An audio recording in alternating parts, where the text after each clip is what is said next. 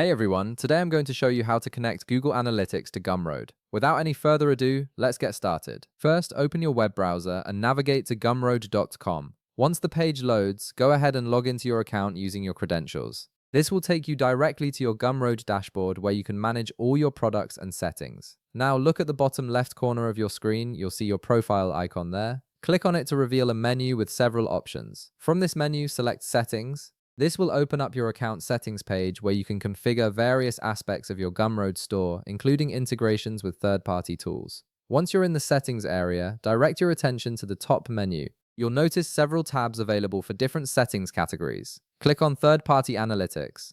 This section is specifically designed to help you integrate external analytics tools with your Gumroad account, allowing you to track sales, customer behavior, and other important metrics across platforms. In this section, you'll find an option labeled Google Analytics Property ID. This is where you'll establish the connection between Gumroad and your Google Analytics account. Below this label, you'll see a designated field where you need to enter your Google Analytics Property ID. Go ahead and type or paste your property ID into this field.